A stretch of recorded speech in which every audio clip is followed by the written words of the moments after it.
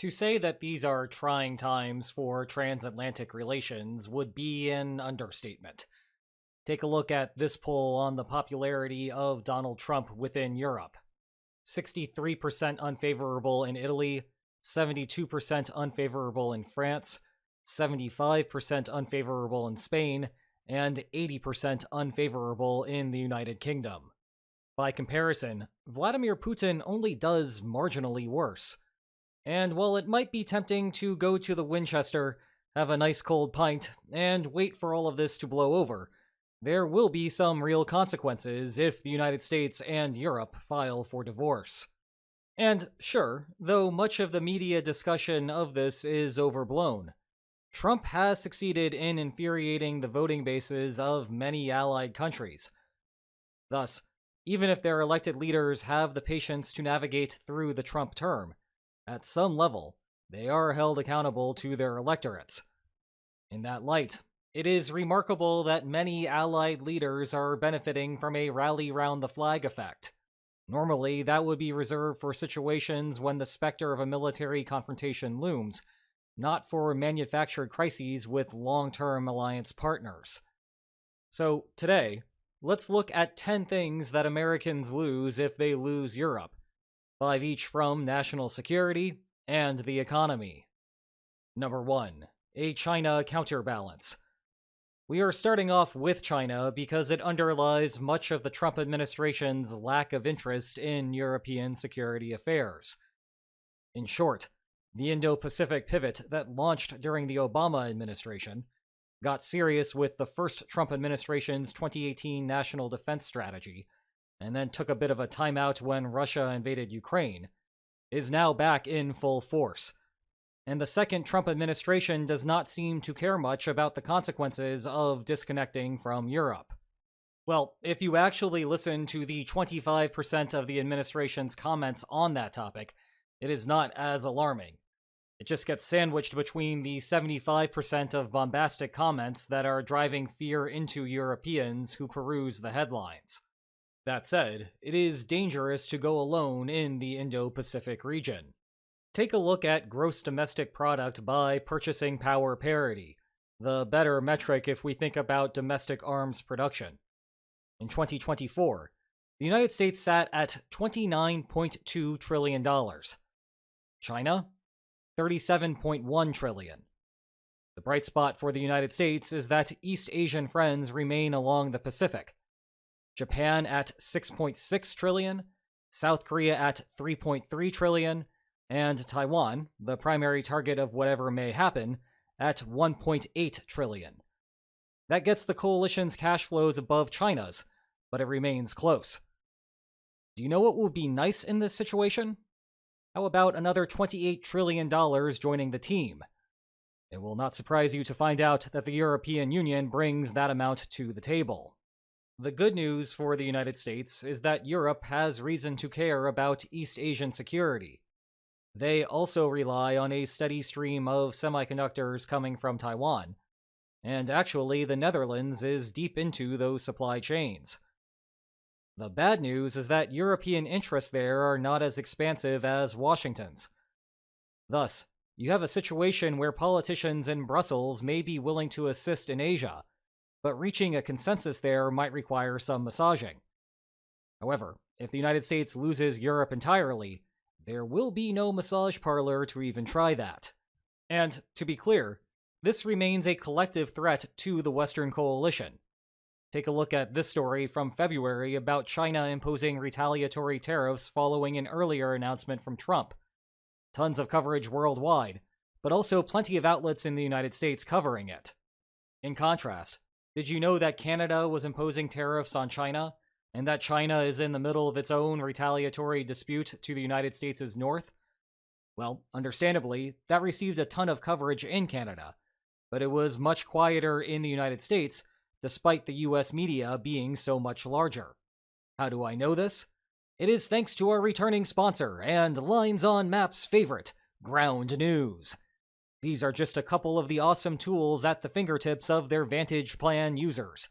And using my link ground.news/linesonmaps or the QR code on your screen, you can get 40% off a Vantage subscription.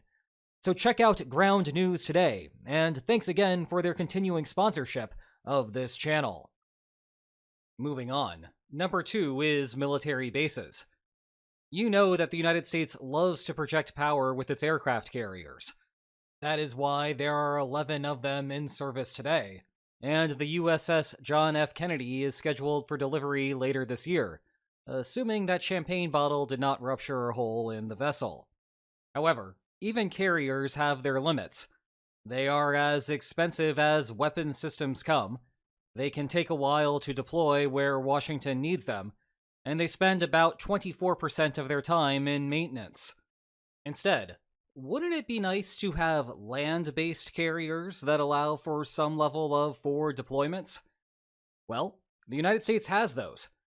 30-something of them, in fact, just in Europe. They are called bases, and they are something that European countries tend to be happy to host because they improve mutual security. Emphasis there on the word mutual. Let's hop into a time machine to 2001. The United States invaded Afghanistan on October 7th. That was a turnaround of just 26 days. The only way that was possible was thanks to US bases in Europe. In fact, the start of the war featured the third largest airlift in history, surpassed only by preparations for the Gulf War and the historically iconic Berlin airlift. A timeline under 4 weeks simply would not have been possible without Europe to provide logistical support. Otherwise, the United States is looking at a 2002 invasion of Afghanistan. Meanwhile, other bases provide services that time simply cannot substitute. This is Badufik Space Base in northwest Greenland, which, at the time of recording, remains a semi-autonomous part of Denmark. Despite its name, the United States is not launching satellites from up there. Rather, it houses the NORAD Advanced Alert Detectors. No advanced alert detectors, and you give Russia just a bit more reason to think about a surprise nuclear strike. This may be the most underrated part of the modern liberal order. You benefit from the geographic advantages that partner countries provide, all thanks to those partner countries not thinking that you will exploit those bases to hurt those partner countries. Number 3, intelligence sharing. Sure, the United States spends an absurd amount of money on intelligence, and it is growing too, from $63.5 billion in 2007 to $106.3 billion in 2024. However, there are still limits to what a country can do on its own. That is a major reason why the United States is part of the well-known Five Eyes Intelligence Alliance, consisting of the large Anglophone countries. To better understand the benefits, let's use the United Kingdom as an example. Once upon a time, the sun never set on the British Empire. And while the king and country got out of the imperial game decades ago, the infrastructure of human intelligence remains expansive across the Commonwealth. Europe provides further intelligence coverage, and in greater depth, than the United States can accomplish on its own. Indeed, think about the depth of French intelligence in the Francophone world, particularly concentrated in Africa. Or, perhaps more relevant to today, all of the Eastern European NATO members, and their historical connections to Moscow and the Russian-speaking world. And the thing about intelligence is that you can snap your fingers and shut off most of it without, say, destroying more complicated supply chains. It is not as sticky of a system as an actual physical building, full of 32 delegations, which Europe might want to keep together despite some second thoughts about its construction. No, intelligence can disappear in the blink of an eye, as Ukraine discovered following the Oval Office meltdown. Now to number 4. The arms network. Once upon a time, NATO built its reputation for collective defense by stipulating that an attack against one was an attack against all. But quietly, its better trick may have been to create the world's most powerful arms network. From bullets to artillery and beyond, NATO's standardization policies mean that German, French, and British weapon systems have never been more compatible with America's. The gains for the United States have been enormous and range across a variety of categories. For one, Europe represents a dream of an export market. The Trump administration laments the loss of American manufacturing jobs, a falloff that has lasted more than a half of a century. However, arms production is the one thing that, thanks to national security concerns, has not been offshored. As a result, Europeans support high-paying blue-collar jobs in the United States. Moreover, the large orders generate economies of scale, allowing the United States to invest more in R&D and produce weapons that would simply not be possible if the US Armed Forces were the only purchaser. The United States gets some benefits going the other way, too. Building compatible weapon systems mean that stores of supplies like 155mm artillery shells are available in European warehouses, and, in a pinch, they could be shipped across the Atlantic. Now, the big talking point from the Trump administration is that Europe does not spend enough on defense, and thus these benefits are not as great as they appear. And the president is right that Europe lagged behind the target of spending 2% of GDP on defense. Only 23 of 32 NATO members met that goal in 2024, at a time when 2% hardly seemed like enough anymore. But there is a fine line between kicking Europe into gear and finding yourself kicked out of the perks of having European friends. This goes double at a time when there is consensus within the halls of NATO that Trump is right, even if the delivery of his message is disagreeable in its tone. The point is that it should be possible for Europe to arm, and the United States to be the primary beneficiary of the increased spending. But that is not where this is going at the moment. Here is an exercise worth doing. The media tend to produce sensationalist takes, because they are rewarded more for garnering clicks than predicting the future. And sadly, I am in that category too. On the other hand, stock markets are where people have true skin in the game. It gives an opportunity for people who really think they know what is happening to put up or shut up. Whenever something happens involving Trump, Europe, and international security, the exercise worth doing is to take a look at the stock prices of a major US and a major European weapons manufacturer, say Lockheed Martin and Rheinmetall. If the United States were to thread the needle here, both companies' stocks would go up whenever Trump prods Europe to spend more. The European one for obvious reasons, and the American one because Europe wants to increase orders from proven producers. In contrast, if he is lighting the relationship on fire, then the European one will go up, while the American one will go down, as Europe begins onshoring all of its defense needs. For what it is worth, Lockheed Martin is down a bit since November's election, while Rheinmetall is on fire, in the good way. As a result, we have a situation where NATO leadership is well aware of Europe's deficiency, and many heads of state are taking the problem seriously. But the United States is not reaping the rewards that it could be. Number 5. Agenda-setting power. And if you think that sounds boring, give me a second, because it is subtly one of the biggest strengths for large states. Across the spectrum in international relations, multiple agreements may be better for 2 or more parties than failed negotiations, but there may be opposing preferences within that constraint. Let me give you a couple of examples that you are likely familiar with. Think about the development of one of those new weapon systems that the United States wants to construct. There is always a trade-off between big booms and the price of production. Perhaps the United States wants the bigger boom, while European countries prefer a better price point. Now, it may not be a good idea for the United States to unilaterally produce its favorite specification. That is because if it is too far from what Europe has in mind, the continent may simply build a separate design itself. To think deeper about this, perhaps Europe's tolerable limit is here. Meanwhile, the United States still understands the benefits of export sales, and so it is willing to compromise down to here on the explosiveness. Well, That still leaves this range of specifications to negotiate over.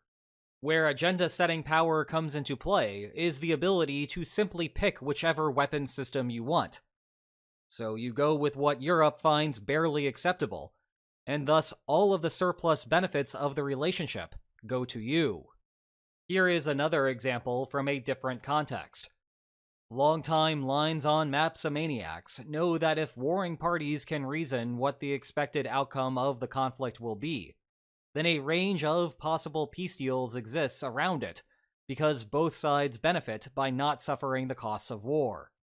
However, within that range, the two parties are diametrically opposed on which deal to reach. One way to think about the current transatlantic rift is that the Trump administration does not care about which will be implemented.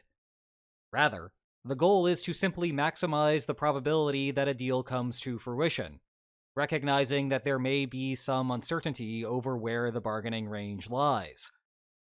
Meanwhile, Europe is adamant that Ukraine obtain as good of a deal as is feasible. Trump has tried to set the agenda by going ahead and meeting with Russia, with Europe conspicuously absent from the table. And while the public discourse surrounding that meeting was overblown, compare Secretary of State Marco Rubio's demeanor from the Russia summit to the more recent one with Ukraine, Europe sees this as going past its tolerable limit, an effect that Washington is abusing its agenda-setting power. And thus we will wait and see if Europe constructs an alternative. Number 6, as we switch to economic concerns, is U.S. national debt financing. And this is fitting because it is what allows the United States to keep its military spending as high as it is. At the time that I write this, the U.S. national debt sits at $36,571,918,752,191. That's a lot. And in the time it took me to say that sentence, the debt rose by $250,000. In 2024, the government's budget deficit was $1.83 trillion. Defense spending was $884 billion, the second biggest budgetary category after the $1.5 trillion in Social Security. What makes all of this possible is that the United States has an endless stream of lenders at the ready to bid on U.S. Treasury bonds. And the reason that they are all there is because the dollar serves as the world's default currency. If you are a foreigner and want to hold something relatively stable, you will likely seek US dollars. Hence this cash drawer with Iraqi dinars mixed in with the greenback. If you are a world government and want to hold a reserve currency, a large portion of that will be US dollars. In fact, about 58% of global reserves as of 2024. And if you want to exchange two currencies, say Indian rupees with the Belarusian ruble, there is probably a bill in between, the US dollar. That is, the rupees are first converted to the dollar, and then the dollar is converted to the ruble. All of that creates excess demand for the dollar worldwide, which in turn makes US treasuries relatively safe bets. That, in turn, suppresses US interest rates. And that, in turn, allows Washington to rack up the spending without suffering too much of the consequences. The European Union created the euro as a means of building a comparably trustworthy currency, but there has never been a true transatlantic challenge to the dollar. That is because the EU was perfectly satisfied with the status quo. Divide the Atlantic, though, and all of this may come crumbling down like a house of cards. Oh, and this is occurring at a time when China and Russia are trying to disrupt the petrodollar. Not great. Staying on the topic of the internationalized dollar and coercion, number 7 is sanctions leverage. The fact that the United States acts as the world's default intermediary currency grants Washington extra leverage over the financial system as a whole. Namely, the United States can freeze the countries it sees as rogue actors out of those financial institutions. Sanctions often raise mixed feelings among the broader public, because the most salient cases are long-run episodes where opponents view them as the cost of doing business. However, what goes unseen are the cases where the would-be targets are so afraid of the economic consequences of sanctions that they dare not walk down a path that could cross the United States. Well, if Washington loses control over the world's financial system, it will be up to Europe to decide how to handle a given situation. The only upshot here for the United States is that Europe has similar preferences regarding the most likely of targets, so Washington will mostly lose the nuance of what exact sanctions to implement, rather than the decision to implement sanctions at all. At number 8, we have the European markets and all 449 million people living within the European Union. It is not just arms shipments to Europe that are in danger. In 2024, the United States exported $376 billion worth of goods to the European Union, and another $463 billion in services. I am included in that latter category, thanks to my 7.3% of viewers from the United Kingdom, 4.1% of viewers from Germany, and 3.3% of viewers from the Netherlands. Please don't leave me. Personal feelings aside, this is arguably the most important trade relationship today, because it captures the greatest share of the developed world. However, as much as central governments may try to set economic policy, you cannot force a consumer to buy something that they do not want. And right now, there are a lot of angry Europeans who do not want to buy American products, precisely because they are American products. Just think about all of the consternation going on with whiskey right now, never mind Tesla sales. That risks having the billions of dollars in trade vanish into thin air. At number 9, we have trade going the other way. The flip side is that $545 billion of goods head stateside from Europe, and another $346 billion in services do too. If you think about why tariffs increase consumer costs, it is not as simple as how they implicitly create a higher production cost for foreign firms. It is that the de facto higher production cost lowers the quantity of goods that foreign companies are willing to supply. But if you have less supply with no change in demand, prices will go up to compensate. Well, if Europe cuts off transatlantic trade, it would be equivalent to the United States imposing an infinite tariff. The supply of goods goes down, resulting in higher prices for American consumers. The bright spot here is that European companies like making money by exporting goods to the United States. As such, it would take a monumental split for this to happen.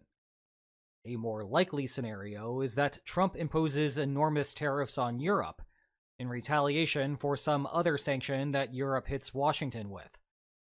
However, as I just said, that would have a similar, though not as extreme effect from the American consumer's perspective. Finally, at number 10, tourism and soft power. Technically, the tourism part could go into US exports to Europe, but the effect goes far beyond a simple drop in revenue for American businesses. For decades, the United States has been the West's cultural epicenter. People would want to visit the country, take in what it has to offer, and return home with positive memories of their experience. With that came an incredible amount of soft power for the United States, the ability to get Europeans to go along with what Washington wanted to do, if for no other reason than Washington wanted to do it. Well, that era is over to some degree, and it may take a while for the United States to build back up that goodwill. Thanks again to Ground News for sponsoring today's video. Be sure to go to ground.news/linesonmaps to get a steep discount off their Vantage plan, or use the QR code on your screen. And if you enjoyed this video, please like, share, and subscribe, and I will see you next time. Take care.